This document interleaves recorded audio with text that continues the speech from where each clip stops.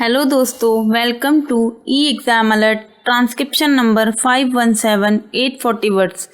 Dictation will be start after 3 seconds.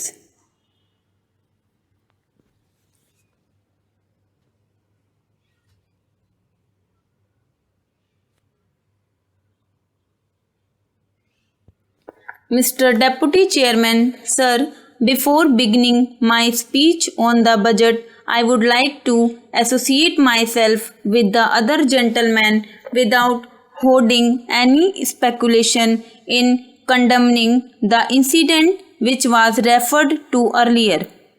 Everybody here, I am sure, will join with me that political violence is not the thing to be thought of, and it is a very condemnable one, and I associate myself with the views expressed by my other friends on both sides of the house. So far as the budget is concerned, as the economic survey has indicated, the year 2004-5 was a year of unprecedented economic strains in the history of independent India. Again, sir, if you look at the economic survey, we find that the growth earlier in industrial or agricultural or export sector has not been a very encouraging one.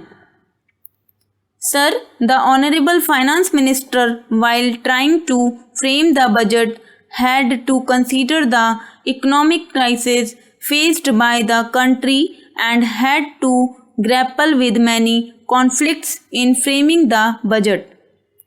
I should like to say here, to a considerable extent, he has made a commendable efforts in order to see that some incentives will be provided both for industrial as well as agricultural growth, which has been rather stagnant for 4 years in this country. Sir, the problems of inflation, economic stagnation, and mounting unemployment and almost a halt in the industrial and agricultural growth have been facing the country for the last several years, and these have to be broken. But I wonder whether the proper way to tackle these serious problems is to follow the same old path of increasing indirect taxation and budgetary deficit. If you look at the figures, we find the deficit of rupees 126 crores, which was estimated by the previous finance minister for the year 2004-5, has now revealed itself not to remain at rupees 200 crores but has actually risen to rupees 600 crores, even though I admit that a substantial part of it is because of food, fertilizers and oil imports, which in any case had to be done and which may not add to the inflationary tendencies. One wonders whether the current overall deficit can be kept at rupees 400 crores as estimated and reduced to rupees 200 crores with the proposed massive taxation of rupees 300 crores. Sir, the inflationary nature of this massive dose of taxation has to be very seriously viewed, especially in view of the second dose of impost with which the finance minister had to come out in the middle of the last year, which amounted to nearly rupees 100 crores.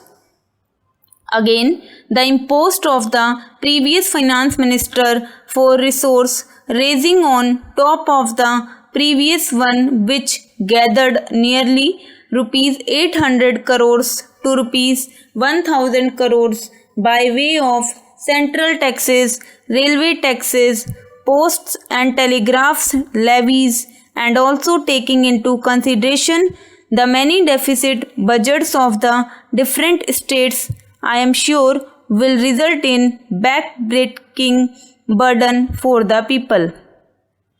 Sir, the impost on consumer items has added a further burden on the common man.